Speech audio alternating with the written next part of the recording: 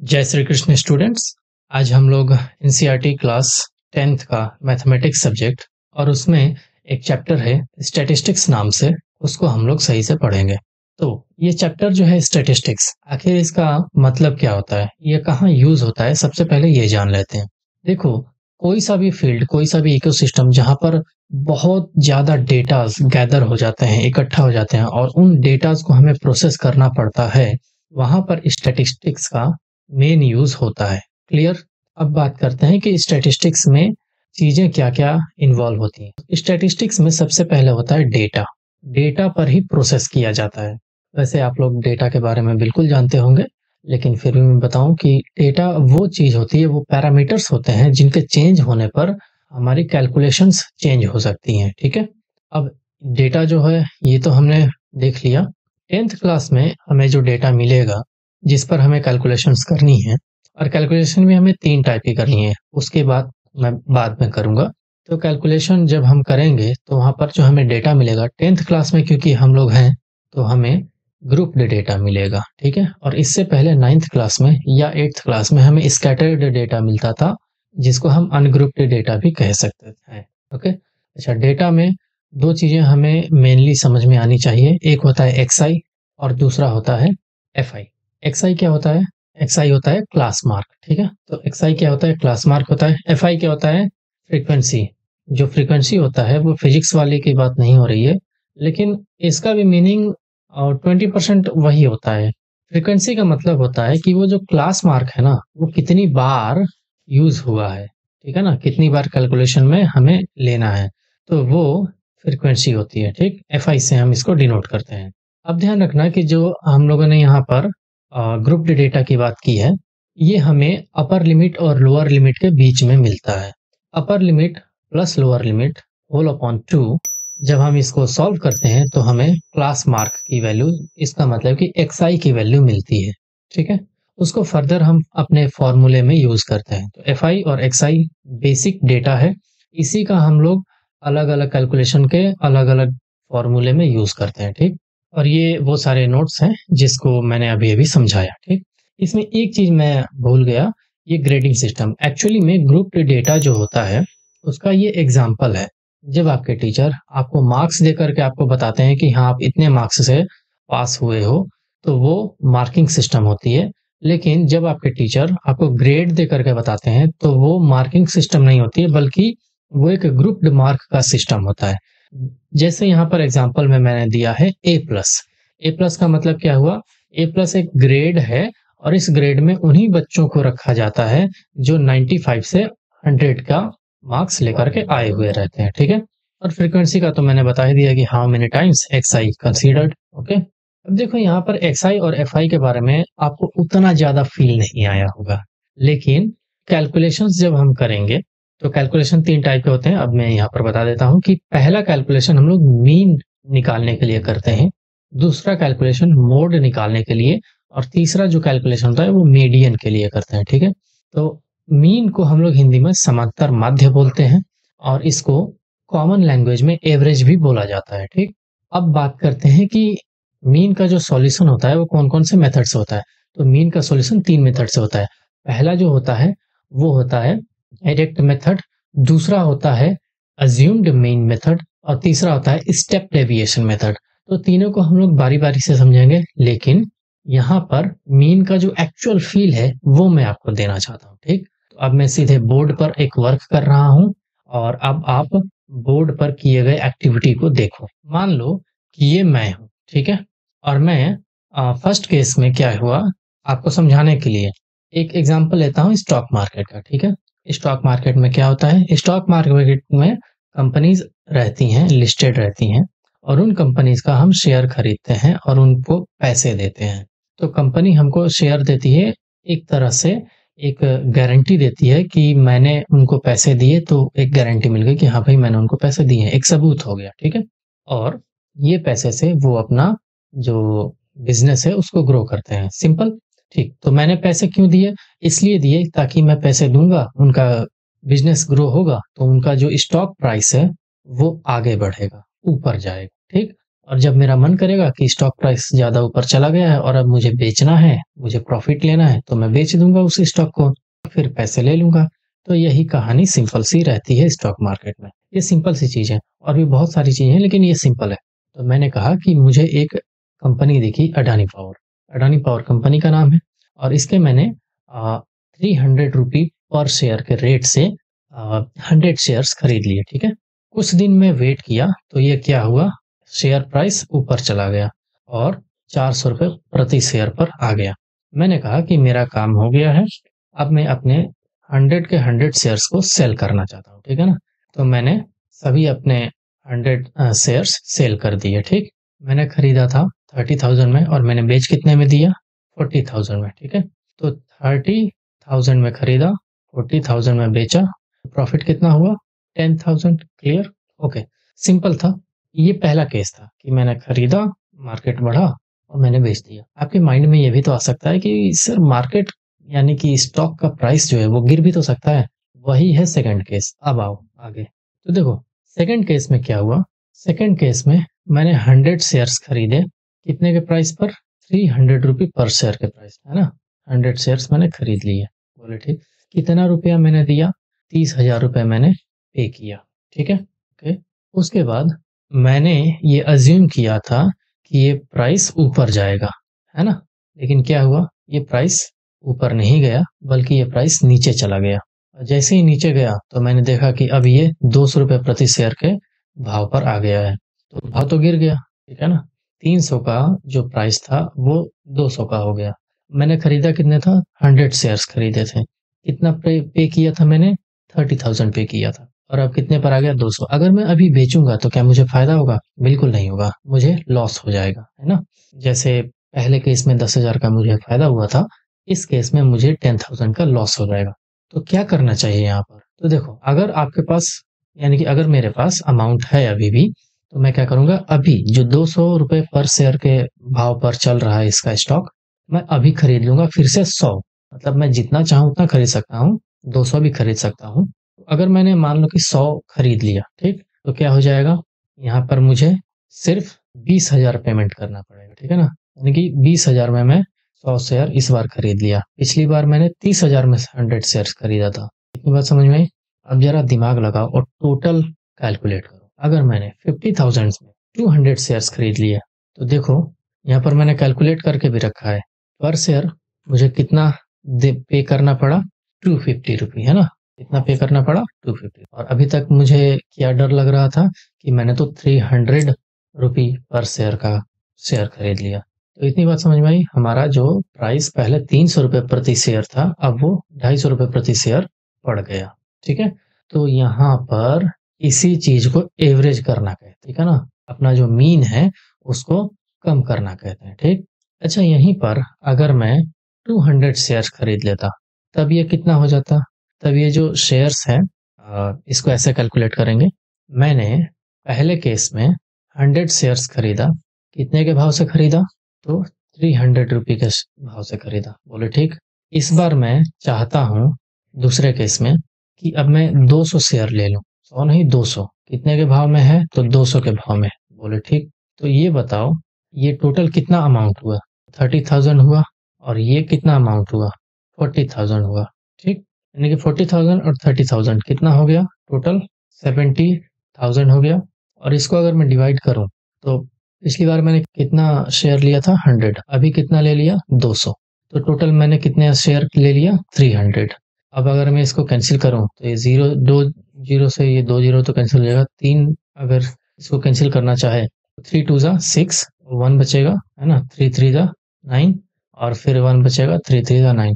मतलब कि 234 हम राउंड फिगर ले लेते हैं। 234 रुपए पर शेयर का मेरे पास भाव आ गया। अब देखो, अगर मैं 100 लेता तो 250 रुपए पर शेयर का भाव मैं कर पाता और इसी वक्त मैंने 200 ले लिया तो कितना हो गया? 234 रुपए पर शेयर का भाव हो गया। ऐसा मैं क्यों करूँगा? क्योंकि मुझे पता है कि शेयर मार्केट ऊपर जाने वाला ही है, तो कभी ना कभी तो ये जाएगा। लेकिन प्रॉब्लम ये है कि अभी जो मैंने 300 का भाव खरीद लिया था, तो अगर मैं उसको कम कर दूँ ये तरीका अपना करके, तो 234 का ही भाव मेरा हो जाएगा पूरे शेयर पर। और तब जाकर के अगर मार्केट ऊपर जाएगा तो मुझे ज़्यादा प्रॉफिट होगा। ये बात समझ में आई? ठीक। ये जो कैलकुलेशन किया ना हम लोगों ने, अपने कॉमन सेंस से किया है। ये कॉमन सेंस से किया है। इसी कैलकुलेशन को मीन फाइंड आउट करना कहते हैं और वो फॉर्मूले से होता है। अब आ जाओ, अब फॉर्मूले पर इस सबको पुट करके देखते हैं, ठीक है? फॉर्मूला तो यही है, क्या होता है? X bar equal to sigma of x i f i whole upon sigma of f i. Clear? ठीक है। तो इसका फॉर्मूले का हम यूज करेंगे, लेकिन अब उस फॉर्मूले को यूज करने के लिए मैं कुछ ज्यादा ही डेटा ले लेता हूँ, ठीक है? तो मान लो कि मैंने 1 2 3 4 5 5 बार उस शेयर की खरीदारी की है, ठीक है? पहली बार में मैंने 300 रुपये पर शेयर के भाव से 100 स्टॉक्स खरीद लिए, ठीक? अगली बार मैंने 200 रुपये पर शेयर के भाव से 150 शेयर खरीद लिए, ठीक है? उसके बाद मैंने 180 रुपये पर शेयर के भाव से, अब इसको 180 बनाते हैं, 180 रुपये पर शेयर के भाव से मैंने कितने खरीद लिए? अब मैंने कहा भाई 180 हो गया, ये तो 200 से भी कम हो गया, एक काम करते हैं ज़्यादा खरीद लेते हैं, तो मैंने 400 शेयर्स खरीद लिए। क्लियर? उसके बाद फिर ये 200 पर आया, है ना? तो मैंने कहा कि हो सकता है कि ये बढ़ेगा, तो फिर से मैंने 100 शेयर्स खरीद लिए, है ना? लेकिन फिर से ये 160 पर चला गया, 160 रुपये पर शेयर पर चला गया। मैंने कहा कि ये तो और ज़्यादा गिर गया, एक काम करते हैं, अब ना 500 शेयर्स खरीद लेंगे, बहुत ही सस्ते में है, ठीक? क्योंकि मुझे पता है कि शेयर तो ऊपर जाएगा ही जाएगा। क्या इतनी बात आपको समझ में आ रही है? आनी ही चाहिए। अब देखो, ये एक-एक शेयर तो 300 रुपए का था, तो वो 300 रुपए मैंने कितनी बार दिया? 100 बार दिया ना, 100 टाइम्स दिया ना, तो इसीलिए इसको एफआई कहते हैं। इसको क्या कहते हैं? एफआई कहते हैं, ठीक? और ये अपना एक्सआई होता है, ठीक है? अब जो फॉर्मूला है उसका यूज करते हैं, एक्स बार निकालते हैं इसका, इस डेटा का, कि आखिर मैंने इतना सारा खरीदारी किया और इतने इतने रुपए के पर शेयर के भाव से खरीदा, तो एक्चुअली में मैंने एक शेयर का कितना रुपया दिया है वो तो देख लें। तो वो देखते हैं। चलो, सबसे पहले तो sigma F I x I whole upon f i sigma F i कर देते हैं। फॉर्मूला लिखना जरूरी है। सिग्मा का मतलब क्या है कि जोड़ दो। किसको जोड़ दो? अगर आपके पास 5 डेटा है, जैसे 1 2 3 4 5, तो पांचों को जोड़ दो। तो कैसे जोड़ दो? तो पहली बार में F1 और X1 लिखो। तो यहाँ पर देखो, ये फर्स्ट है ना, तो फर्स्ट के लिए ये X1 हो जाएगा और ये F1 हो जाएगा, ठीक है? तो F1 X1 कर दो, तो 300 मल्टीप्लाइड बाय 100, तो कितना हो जाएगा? 30,000। ओके, मैं थोड़ा डायरेक्ट लिख रहा हूँ, प्लस प्लस करना है क्योंकि F1 X1 तो हो गया, F2 X2 करो, तो 200 मल्टीप्लाइड बाय 150, तो कितना हो जाएगा? 15 मल्टीप्लाइड बाय 2 दैट इज 30, और 30 पर 30, तो फिर से ये 30,000, ठीक?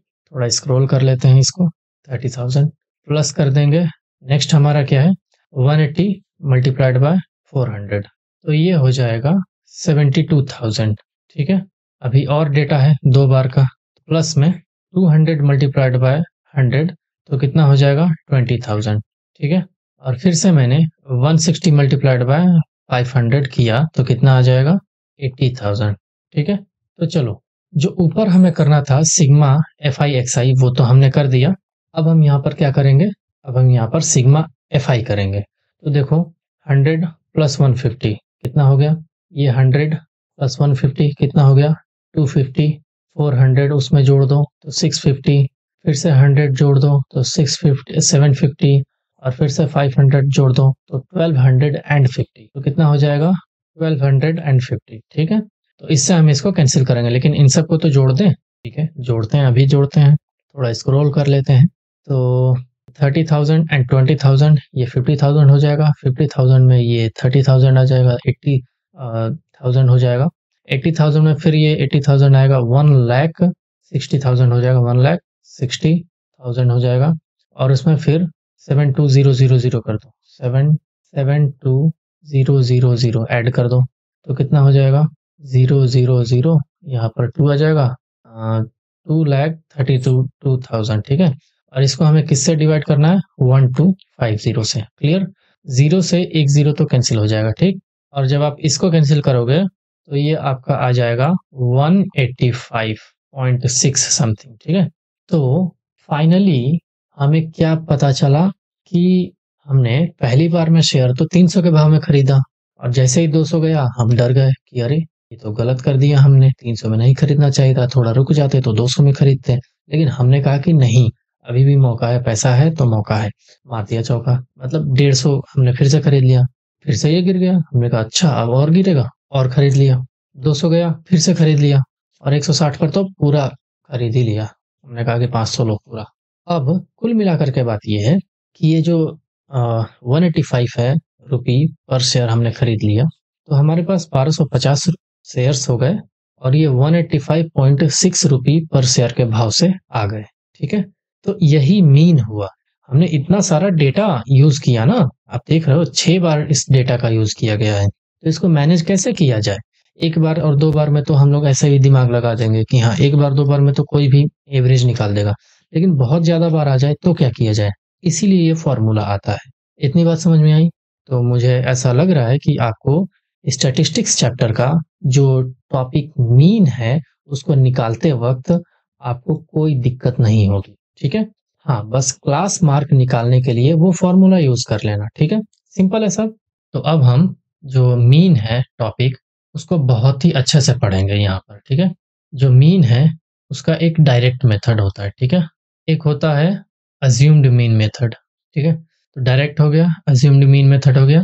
फिर एक आता है स्टेप डेविएशन मेथड।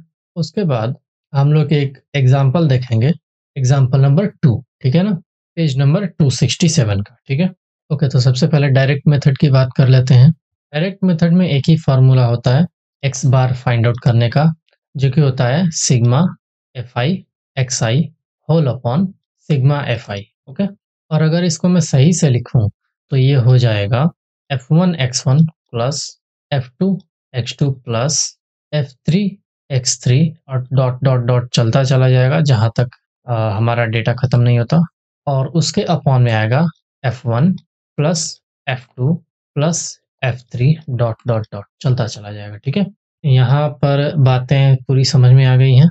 अब हम अज्यूम्ड मीन मेथड पर चलते हैं। ठीक है, लेकिन एक चीज बताओ, अगर हम डायरेक्ट मेथड का यूज करके और मीन को फाइंड आउट कर सकते थे तो अज्यूम्ड मीन मेथड पर क्यों जा रहे हैं? देखो, डायरेक्ट मेथड हम सिर्फ तभी यूज करते हैं जब हमारा डेटा जो होता है वो फिगर में स्मॉल होता है, मतलब कि जैसे 300 500 400 ऐसे करके रहता है, तो हम लोग ये जो डायरेक्ट मेथड है इसका यूज करके कर लेते हैं। क्यों? क्योंकि कैलकुलेशंस कम रहती हैं भाई।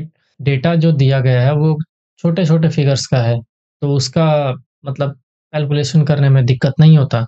लेकिन जब डेटा का फिगर ही बहुत ज़्यादा बड़ा है तब हम अज्यूम्ड मीन मेथड, और उससे भी बड़ा है तो स्टेप डेविएशन मेथड का यूज़ करते हैं। ठीक है, तो यहाँ पर हम एक चीज़ लिख भी देते हैं, when data is large in figure.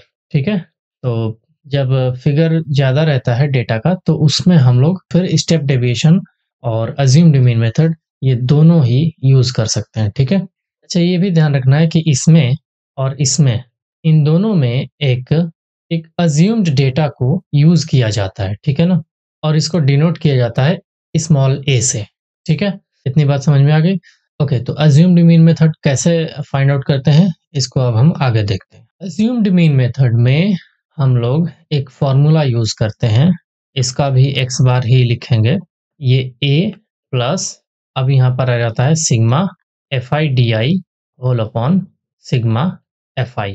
ठीक है, अब देखो वहां पर क्या था, एफ आई एक्स आई था ना, यहाँ पर एफ आई डी आई आ गया। ये क्या मतलब है?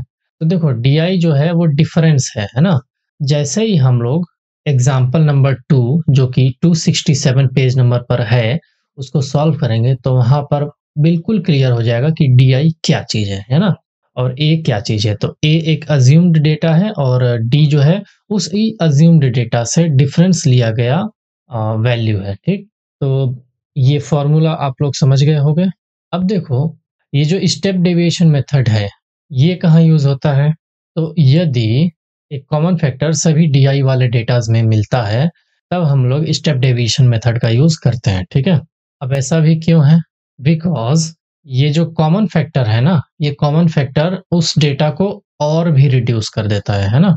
यहाँ तक बात समझ में आ गई? ओके, तो स्टेप डेविएशन मेथड में एक फॉर्मूला भी अच्छा सा यूज होता है और वो होता है x bar is equal to A plus sigma F I U I whole upon sigma F I and multiplied by H. ठीक है, अब आप कहोगे कि ये एच क्या है, ये एच ही है कॉमन फैक्टर।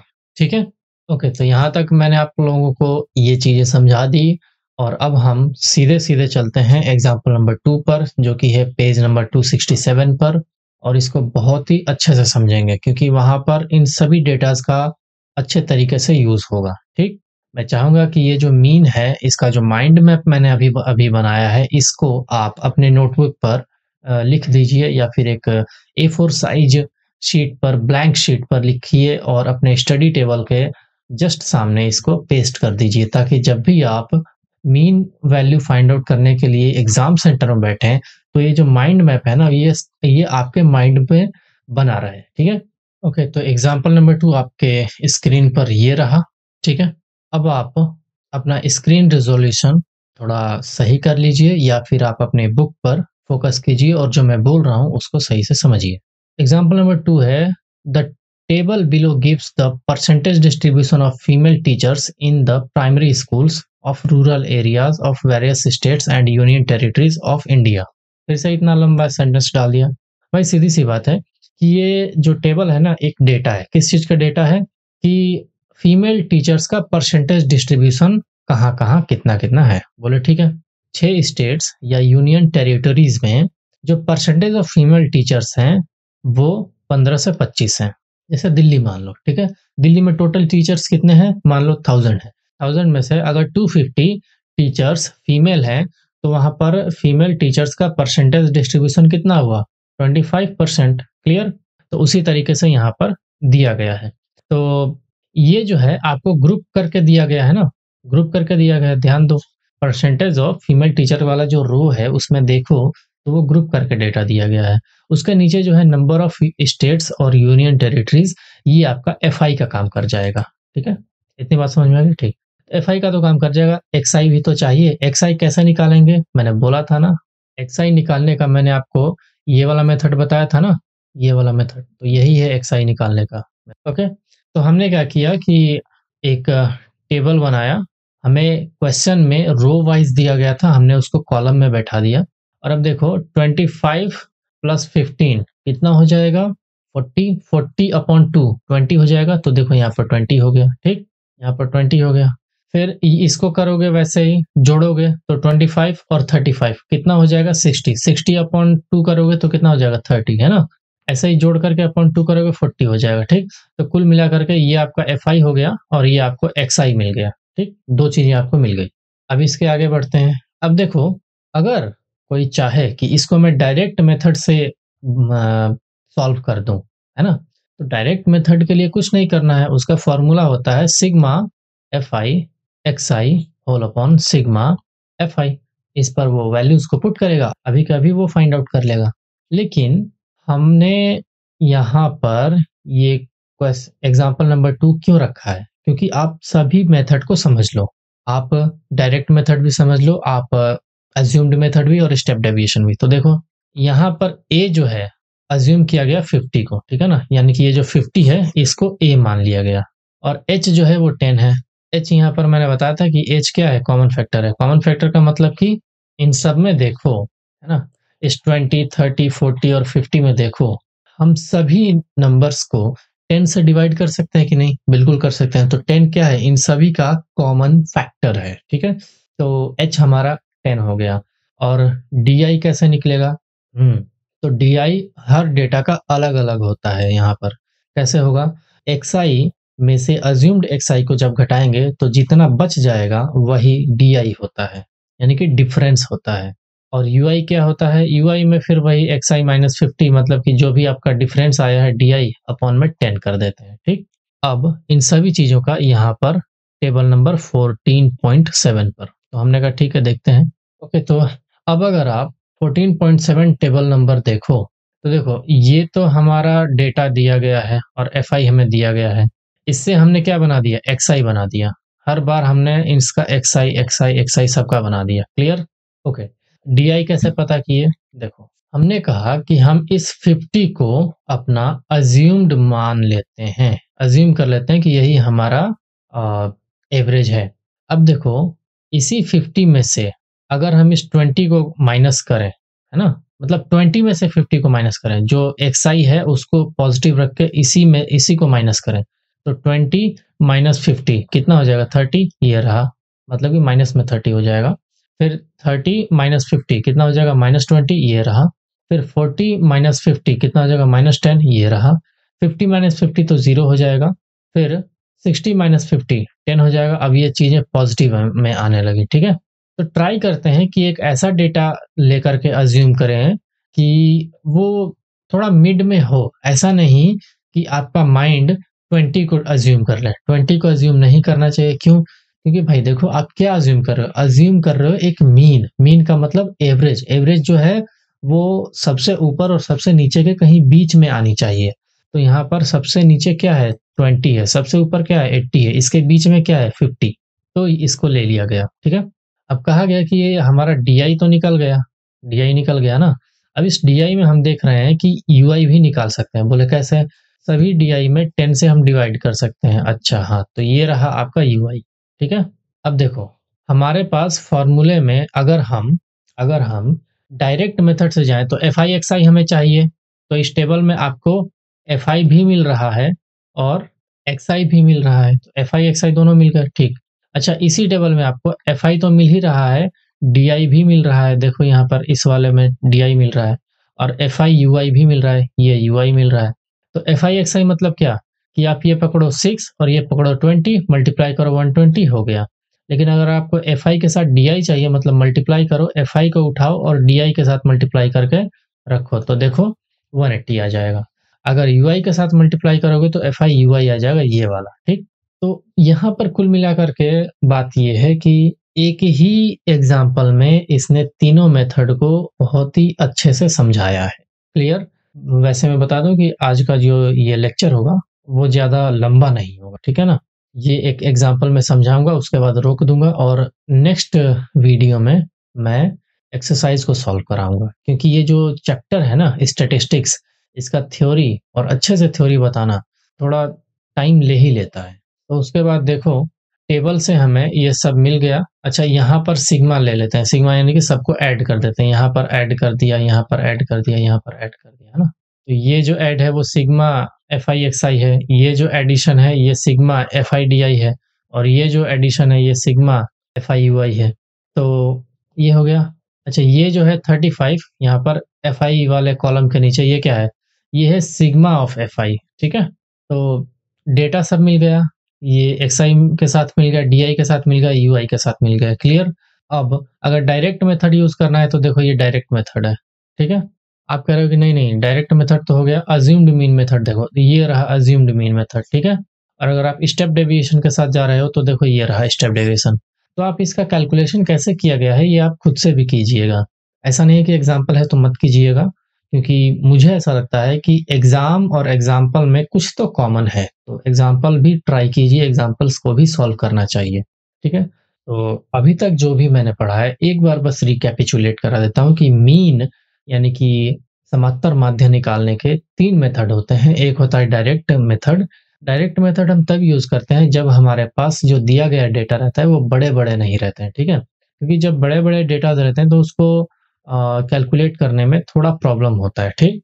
और जो छोटे डेटा रहते हैं उसको डायरेक्ट मेथड से आराम से किया जा सकता है। लेकिन जब डेटा बड़े हो और सॉल्व करना ही हो तो हम फिर अज़्यूम्ड मीन मेथड या फिर स्टेप डेविएशन मेथड का यूज़ कर लेते हैं।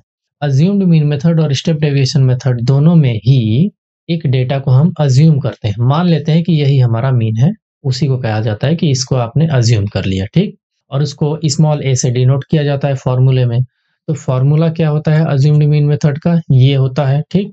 और इसी प्रकार से ये जो आपका स्टेप डेविएशन का फॉर्मूला होता है वो ये वाला होता है, ठीक है?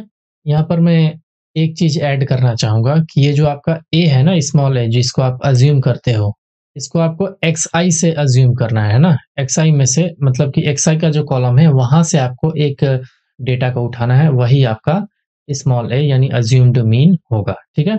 ओके, तो यहाँ तक हो गया। अगर आपको मेरा ये मैथमेटिक्स पढ़ाने का जो मेथड है वो अच्छा लगे तो आप वीडियो को लाइक कीजिएगा, हो सके तो फ्रेंड्स के साथ शेयर कीजिए, सपोर्ट करने के लिए सब्सक्राइब कर दीजिए। मिलते हैं आपसे नेक्स्ट वीडियो में, तब तक के लिए धन्यवाद। जय हिंद।